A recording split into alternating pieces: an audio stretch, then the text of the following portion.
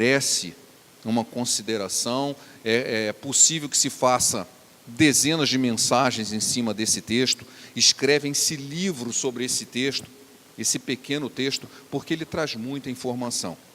Eu vou dar uma conotação bastante diferente, por isso eu peço a atenção de vocês para o que está dito aqui. O tema da mensagem é armas de guerra, porque aqui descreve uma batalha espiritual. É um tema bastante recorrente nos últimos anos, de muito interesse. Vamos ler com atenção o que nos diz a palavra. Todos encontraram? Efésios, no capítulo 6, versículos de 10 a 18. Diz a palavra de Deus assim: quanto ao mais, sede fortalecidos no Senhor e na força do seu poder, revesti-vos de toda a armadura de Deus, para poderdes ficar firmes contra as ciladas do diabo, porque a nossa luta não é contra a carne e sangue, e sim contra os principados e potestades, contra os dominadores deste mundo tenebroso, contra as forças espirituais do mal nas regiões celestes. Portanto, tomai toda a armadura de Deus, para que possais resistir no dia mau, e depois de terdes vencido tudo, permanecer inabaláveis. Estai, pois, cingido-vos com a verdade, e vestindo-vos da couraça da justiça, calçai os pés com a preparação do evangelho da paz, embraçando sempre o escudo da fé, com o qual podereis apagar todos os dardos inflamados do maligno. Tomai também o capacete da salvação e a espada do Espírito, que é a palavra de Deus, com toda oração e súplica, orando em todo o tempo no Espírito, e para isso vigiando com toda perseverança e súplica por todos os santos. Que o Senhor possa abençoar essa palavra no nosso coração, amém? Pai, nós te pedimos que venha estar conosco, invocamos a Tua presença mais uma vez essa hora, porque reconhecemos que não somos capazes de tocar o coração de ninguém, somente o Teu Espírito é capaz disso. Venha através da Tua palavra, através dessa mensagem, falar ao coração de cada um, segundo aquilo que Tu queres que aprendamos de Ti. Fica conosco, Senhor, e que saiamos daqui melhor do que quando entramos. Te pedimos em nome de Jesus. Amém. Quando eu era jovem, bastante tempo atrás, encontrei um rapaz no Rio de Janeiro e ele trazia uma camiseta e estava escrito assim: lutemos pela paz. Lutemos pela paz. Aquela frase me chamou a atenção. Por quê? Porque ela é um oxímoro. Sabe o que é isso? É uma palavra difícil, oxímoro. Oxímoro é uma sentença que ela se contradiz em si mesmo. Se contradiz. Como é que você pode lutar pela paz? Se a paz é a ausência de luta, uma vez que você luta por ela, você não a tem. Quanto mais você luta, menos paz você tem. Isso significa que se você se esforçar por isso, é o que você não vai ter. Quanto mais lutamos, menos paz teremos. É uma contradição em si mesmo. Como é que se sai disso? Como assim? Então, quer dizer que a gente não pode promover a paz? Promover é uma coisa, lutar é outra, né? Se a gente pensar no texto que a gente acabou de ler, ele descreve uma batalha. Ele descreve uma batalha e ele diz o seguinte: olha, não olha para o que você está vendo, porque essa batalha ela é espiritual, ela está por trás do que você está vendo. Não é contra a carne e contra o sangue, ou seja, carne é o ser humano, sangue é a família, né? Não é contra a minha família que eu vou brigar, não é contra as outras pessoas. Por trás disso, existe um reino espiritual que está em luta. Ah, mas isso aí é coisa de religião, isso é coisa de doido. Alguém inventou isso. Olha, faz o seguinte, pega o jornal de hoje e lê. Não precisa nem o jornal, não. Você pode olhar a mídia, a internet. Você acha que não está havendo uma luta? Não acha que está havendo uma guerra em todos os sentidos que você possa imaginar? A única diferença é que a interpretação que é dada nesse texto é que essa luta ela não acontece por acaso, ela está num nível que você não percebe, é um nível espiritual, mas que ela existe, a gente não consegue negar. É só olhar os jornais, é só sair pelas ruas e ver. Eu acho que cabe uma pergunta melhor ainda, não é se a guerra existe ou se existe a batalha ou não, é de que lado você está. Essa é a pergunta que é importante. Se existe uma batalha ou não, se você acredita nela ou não, se eu não acredito não, está chovendo bomba, mas eu não acredito não. Eu tive um professor na faculdade, aliás, eu tive vários professores que viveram uma época muito difícil. Um deles era alemão, tinha trabalhado com von Braun, e ele tinha um disco, e ele mostrou em sala, que ele gravou, do teto da casa dele, de um bombardeio a Berlim. Bom, para ele, quando ele descrevia as cenas que ele via, o rosto dele se transformava. Você via que ele voltava a um momento de horror que a gente só vê nos filmes. Ele viveu aquilo. Era uma guerra. Talvez hoje a gente não veja uma guerra daquele jeito. Em outros lugares você vê, mas para nós aqui, nessa cidade, vivemos uma vida pacata, ou razoavelmente pacata. Mas em outros lugares a guerra está muito clara. O texto que nós lemos diz que essa guerra tem uma origem espiritual. E eu volto à pergunta, de que lado você está? Aí é muito fácil você dizer assim, mas é claro que eu estou do lado do bem, eu estou do lado do Senhor. Olha, se fosse fácil dar essa resposta, essa mensagem não teria razão de ser. Essa resposta é muito sutil, ela é difícil. Sabe por quê?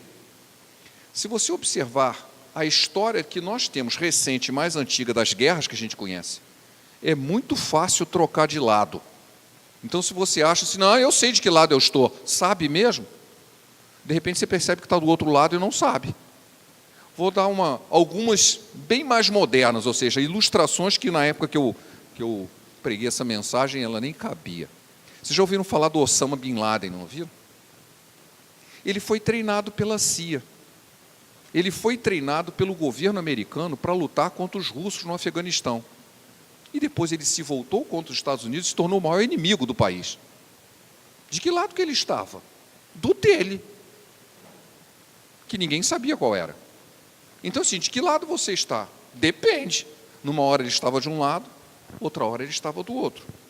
Vou citar um outro que é bem fácil é mais um pouquinho mais antigo, aparece no filme Platoon, é um filme bastante conhecido, sobre a guerra do Vietnã. Em um determinado momento, a tropa vietnamita invade um terreno que estava dominado pela tropa americana e começa uma luta corpo a corpo. O que o oficial falou? Chamou um bombardeio e mandou bombardear todo mundo, matou os amigos e os inimigos. Ele mandou bombardear sua própria tropa. Isso já aconteceu várias vezes. Ele mandou bombardear sua própria tropa. Aparece isso no filme. Os aviões chegam e bum, mete bomba lá e acaba. Por quê? Porque ele queria vencer o inimigo, mas com o inimigo foi o amigo junto também. Tem um exemplo mais antigo um pouquinho, que isso aí você pode ver no History Channel, alguma coisa assim, em que o general Patton, quando estava liderando a invasão da Itália, antes de haver o dia D, que é a invasão da Europa pela França, ele solicita mais tropa. E na cabeça dele, a melhor maneira de conseguir isso era através de um transporte aéreo. E veio um monte de avião trazendo tropa. Só que a Marinha americana interpretou aquilo como um ataque nazista e abateu quase todos os aviões. Eles se autodestruíram, se mataram. Eram amigos, mas eles achavam que era inimigo. Então, essa história assim, eu sei de que lado você está. Como é que você sabe? Como é que você sabe? Sabe por que existe essa dificuldade toda? Porque nas guerras que a gente conhece, quando muito, a diferença é só o uniforme. Eu tenho um uniforme de uma cor, você tem um uniforme de outra, para saber, eu sou de um lado, você é do outro. Mas as armas que se usam são as mesmas. São as mesmas. Então é suficiente você ter um uniforme. Nem isso é suficiente, porque existe um negócio chamado espião, que o cara veste o uniforme do outro. Então, numa guerra que a gente conhece humana, as armas são as mesmas. Então é muito fácil trocar de lado, porque você está usando as mesmas armas. Aí é que vem o nosso texto aqui. Por que é que esse texto fala de uma armadura de Deus, e ele fala da couraça da justiça, o escudo da fé, a espada do Espírito? Eu não vou entrar no detalhe das armas aqui, porque isso é tema de muitas outras mensagens. Eu quero dar uma outra versão disso aqui. Por que é que o texto bíblico descreve uma armadura e armas específicas de Deus? Porque ele está dizendo claramente que nessa guerra o que faz a diferença são as armas. O que faz você decidir o seu lado é qual a arma que você está usando, não é o uniforme. O uniforme, não existe uniforme. Não é o país, porque não existe país. Não é um país lutando contra o outro, não é uma raça lutando contra a outra. Muitas vezes é nós lutando contra nós mesmos. Qual é a arma que você está lutando? Essa arma tem que ser diferente do nosso inimigo. Se ela for igual à do nosso inimigo, e é essa a grande mensagem que eu quero deixar hoje. Se vocês esquecerem tudo que eu falei, lembre-se dessa parte.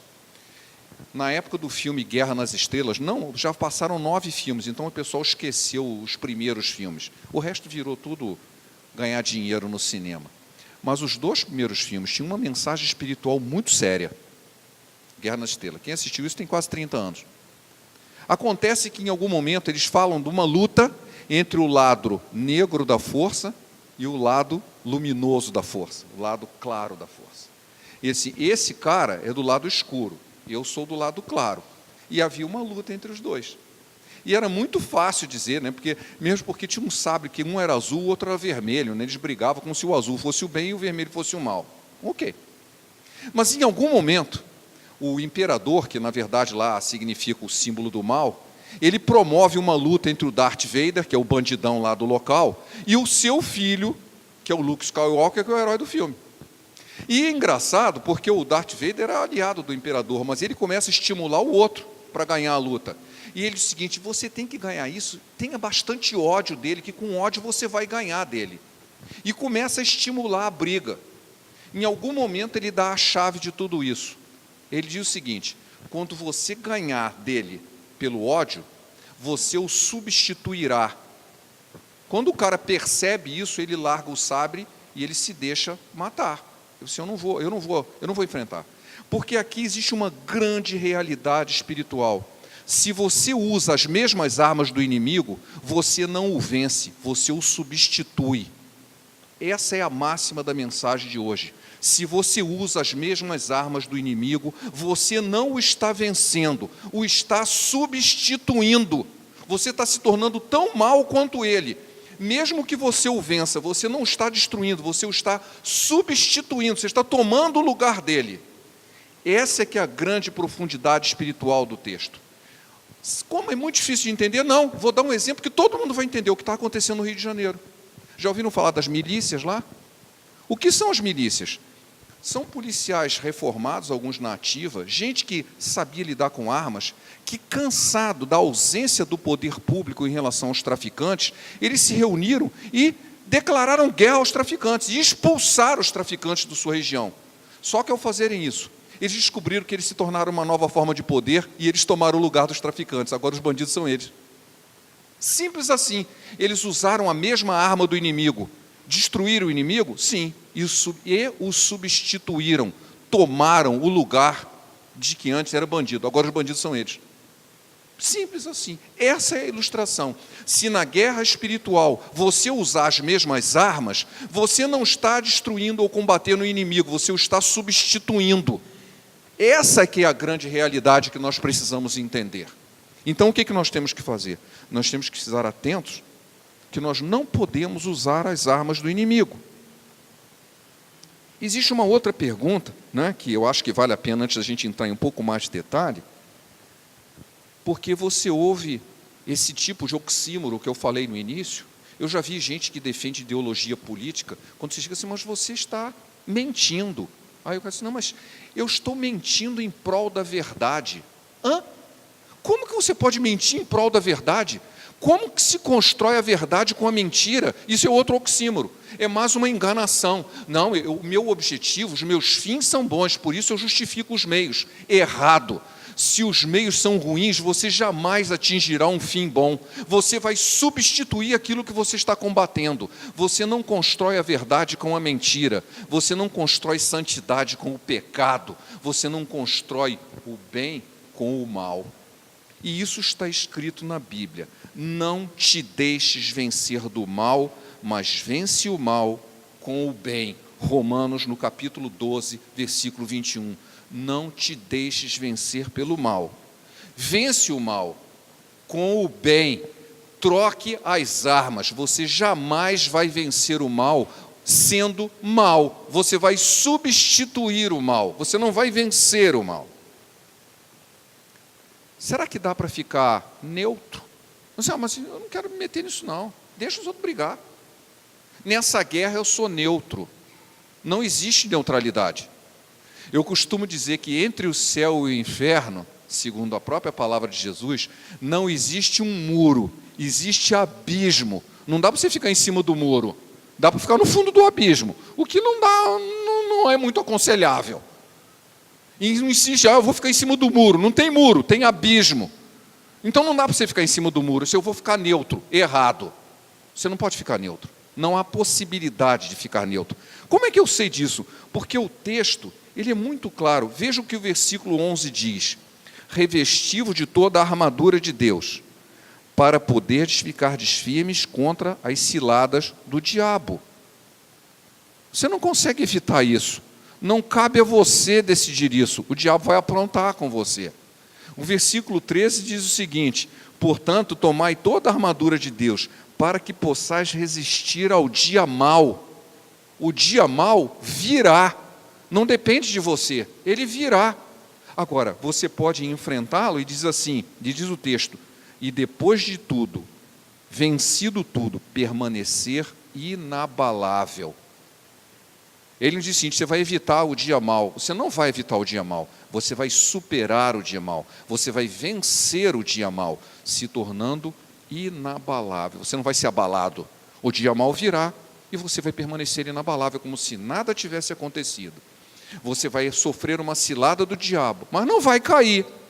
Não vai cair, porque você vai estar atento, porque você vai estar usando as armas certas. E aí ele descreve as armas.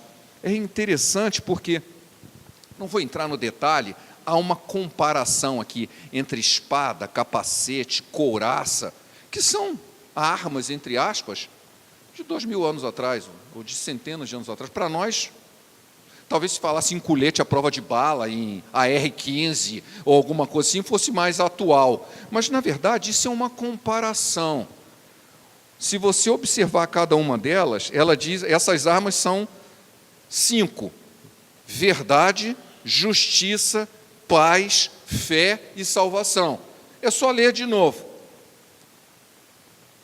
Calçai os pés da preparação. Vamos começar no versículo 14. Estai, pois, firmes, cingindo-vos com a verdade, vestindo a couraça da justiça, verdade e justiça, os pés da preparação do evangelho da paz, o escudo da fé, o capacete da salvação e a espada do Espírito, que é a palavra de Deus. Viram? Verdade, justiça, paz, fé, a palavra de Deus, salvação. Essas são as armas. Assim, nossa, funciona? Deixa eu só dizer uma coisa, muito fácil de entender. Negue essas palavras, faça o contrário, pense exatamente no oposto delas. Em vez de verdade, mentira. Em vez de justiça, injustiça. Em vez de paz, confusão e discórdia. Em vez de fé, incredulidade. Em vez de salvação, perdição. Não é exatamente isso que nós estamos vendo? Não é a própria descrição do nosso dia a dia? É exatamente essa a batalha. E as armas estão bem claras. Você vai se opor a tudo o que está acontecendo. Bom, vamos dar uma olhada em alguns exemplos. O irmão aqui citou, na hora, embora eu não tenha falado com ele, né? Isaías 53, que é um texto muito conhecido, descrevendo profeticamente a vinda de Jesus. Jesus é o nosso general, Jesus é o nosso herói. Como é que ele era? Ele era bonitão, era forte, musculoso, sabia brandir uma espada. Sabe o que a Bíblia diz dele? Isaías 53, versículo 2. Foi subindo como um renovo perante ele, como raiz de uma terra seca. Não tinha aparência nem formosura. Olhamos, mas nenhuma beleza havia que nos agradasse. Era desprezado e o mais rejeitado entre os homens. Homem de dores, que sabe o que é padecer. E de quem os homens escondem o rosto, era desprezado, e deles não fizemos caso. Certamente ele tomou sobre si as nossas enfermidades e as nossas dores levou sobre si, e nós o reputávamos por aflito, ferido de Deus e oprimido. O nosso herói, o nosso general, não tem nenhuma aparência, e quando você olha para ele, ainda acha que ele é oprimido, ferido de Deus e que não presta para nada. É o anti-herói. Ele é o anti-herói. Em Mateus, no capítulo 5, versículo 43, o próprio anti-herói começa a dizer que nós iríamos ser anti-heróis também. Ele diz assim: ouviste o que foi dito, olho por olho e dente por dente. Eu, porém, vos digo, não resistais ao perverso, mas a qualquer que te ferir a face direita, volta-lhe também a outra. Ao que quiser demandar contigo e tirar-te a túnica, deixa-o levar a capa. Se alguém te obrigar a andar 1 milha, vai com ele 2. Dá a quem te pede, e não volte as costas ao que deseja que lhe empreste. Ouviste o que foi dito, amarás o teu próximo e odiarás o teu inimigo. Eu, porém, vos digo, amai os vossos inimigos e orai pelos que vos perseguem, para que vos torneis filhos do vosso Pai Celeste, porque Ele faz nascer o seu sol sobre maus e bons, e vir as chuvas sobre justos e injustos. Porque se amardes os que vos amam, que recompensa tendes? Não fazem os publicanos também o mesmo? E se saudardes os vossos irmãos, que fazeis demais? Não fazem os gentios também o mesmo?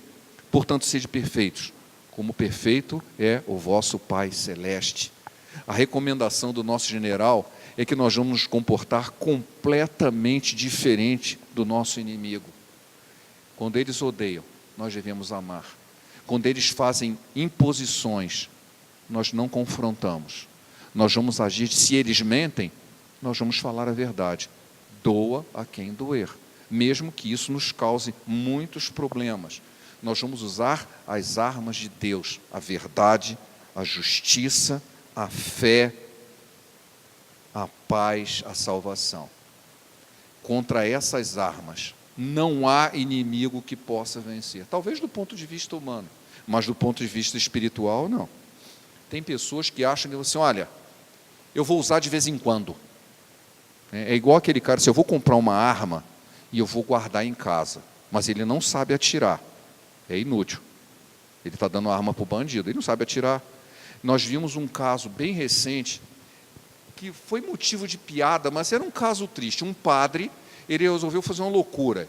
Ele pegou um monte de balão e resolveu viajar com um monte de balão, desse balão tipo de aniversário, só que grandão. Mas isso é loucura. Não, mas eu vou usar um GPS e com um rádio, e de lá eu vou dizer onde eu estou. Aí deu um vento e carregou ele, levou ele embora. Aí ele pelo rádio disse, o vento me carregou, não sei onde está. Aí o cara falou assim, usa o GPS, me diz, eu vou te pegar onde está. Eu falei assim, eu não sei usar o GPS. Ele estava com o GPS, eu não sabia usar. Morreu. Ele foi parar no meio do mar, ninguém conseguiu resgatá-lo e ele morreu. Sabe por quê? Ele tinha arma e não sabia usar. Ué, então era inútil. Eu sei o que é o certo, só que eu não pratico. É uma arma sem uso. Você sabe a verdade, mas mente. Você sabe o que é justo, mas é injusto. Você sabe tudo, mas faz ao contrário. Então você está usando a arma ao contrário. Ou não está usando. E depois não sabe por quê. Uma coisa que me chamou muito a atenção no texto que nós lemos aqui, por isso que é importante ler a palavra de Deus, ler e deixar que aquilo entranhe na gente, para você perceber o detalhe.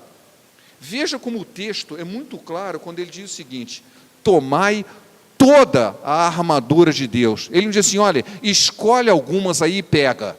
Ele disse toda. Não dá para você deixar uma de fora. Eu vou levar a espada, mas eu não levo a couraça, vai levar a flecha. Eu vou levar o escudo, mas não vou levar a espada, vai perder. Você tem que levar a armadura inteira. Não dá para dizer, eu vou fazer só a metade. A outra metade vai ficar do jeito que está. Perdeu. Você está do lado do inimigo, porque o lado do inimigo é quem usa as armas dele. Se você está usando as mesmas armas dele, você é o inimigo. Talvez de si mesmo, mas é.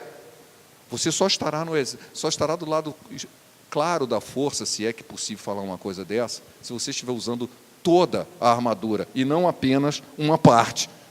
Não toda a armadura eu vou usar, mas eu vou usar só de vez em quando. Eu vou usar segundas, quartas e sextas, terças, quintas e sábado eu vou viver a vida normal.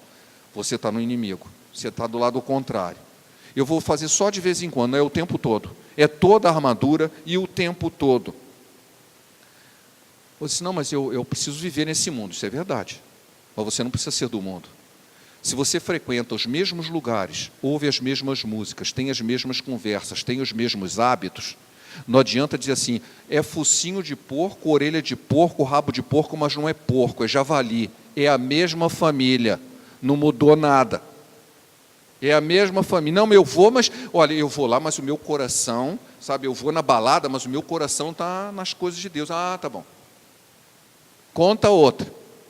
Né? Eu me lembro quando eu era jovem, na igreja batista que eu frequentava no Rio de Janeiro, ficava bem próximo do Maracanã, né? E chegava no domingo, aqueles que eram mais aficionados ao futebol, em vez de ir à igreja, iam para o futebol.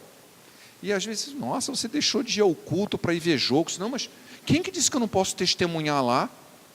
Você está se enganando a si mesmo, né?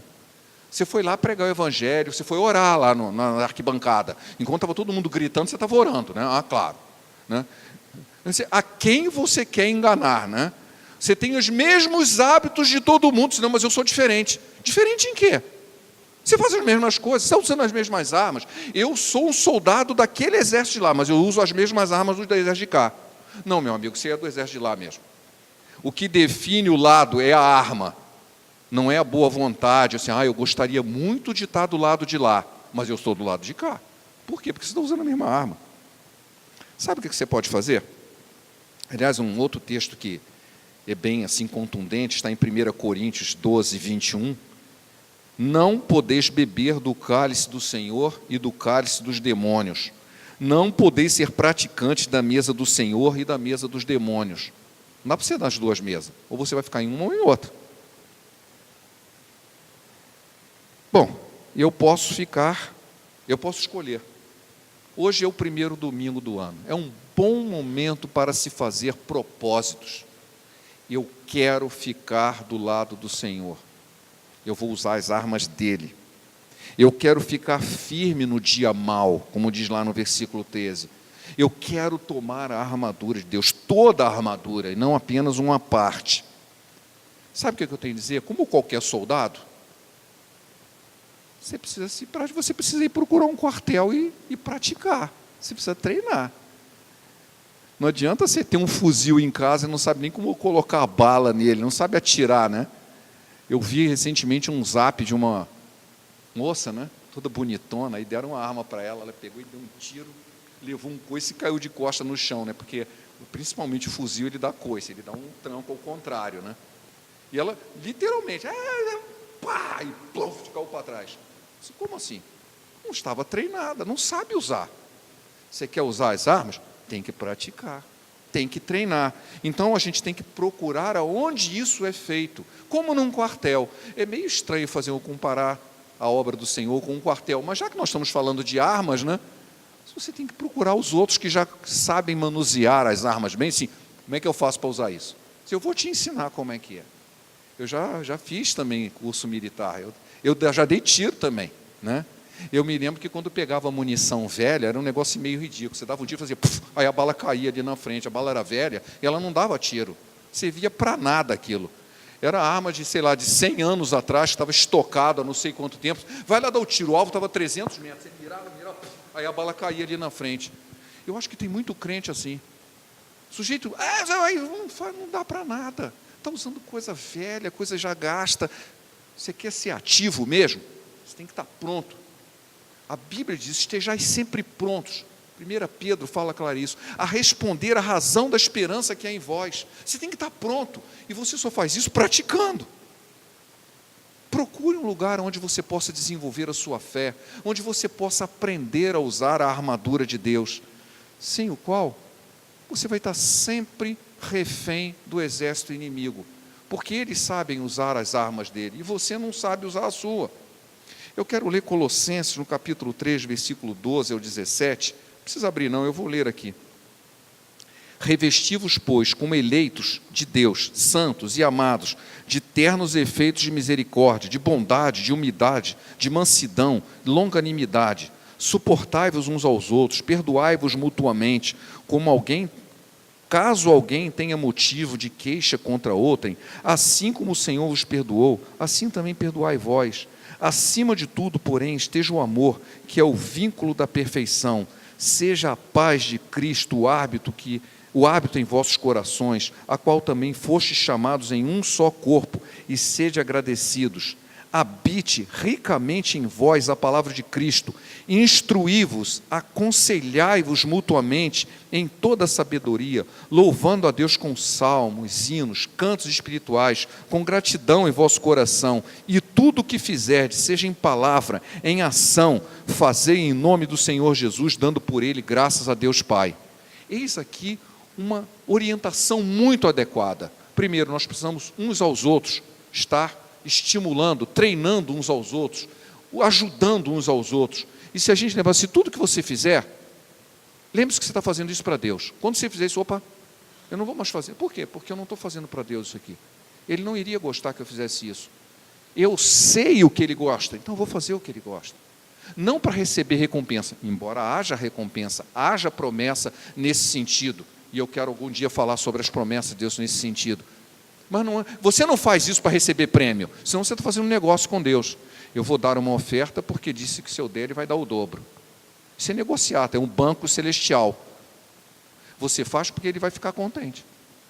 O filho que realmente quer agradar o pai, ele faz porque ele deixa o pai contente, não porque vai ganhar presente no dia do aniversário, ou que ele vai receber do bom velhinho um presente de Natal.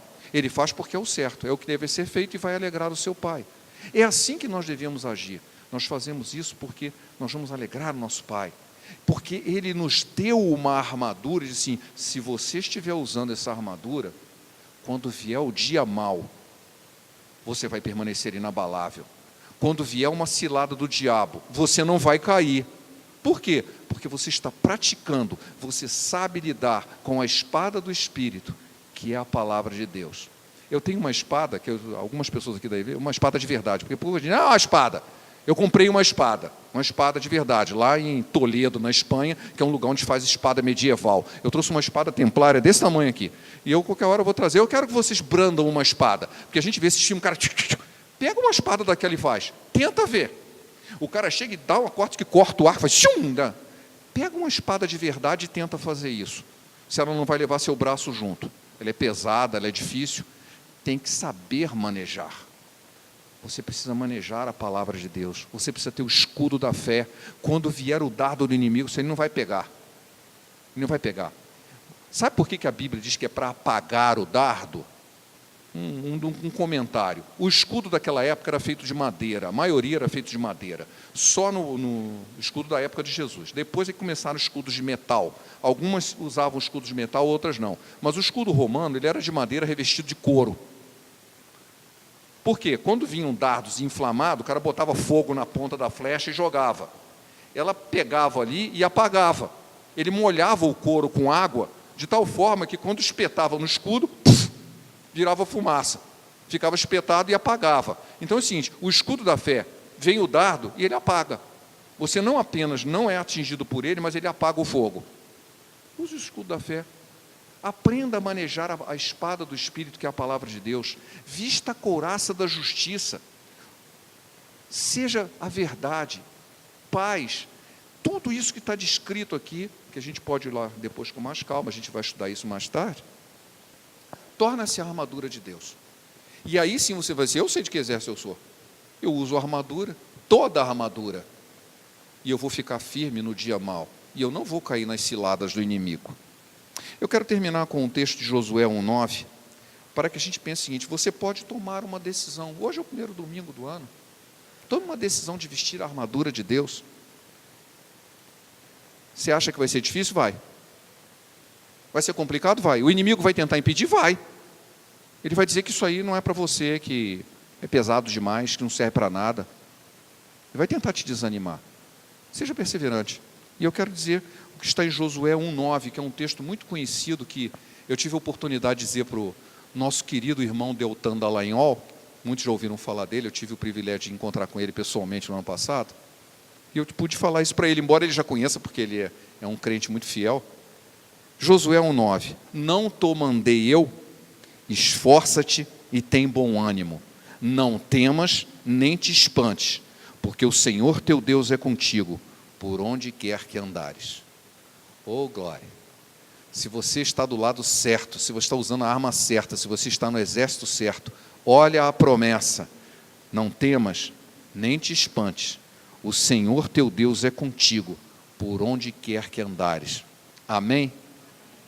Pai, obrigado pela tua palavra, que ela possa edificar o nosso coração, que o teu Espírito encontre liberdade de falar mais profundamente a necessidade de cada um, a cada coração. Edifica-nos, Senhor, segundo o teu querer, segundo a tua palavra. Esclarece aquilo que não ficou muito claro nas nossas mentes. Que possa vir de ti a explicação, o ânimo e a promessa que veio de ti seja verdade em nossas vidas. Tudo isso te pedimos em nome de Jesus. Amém.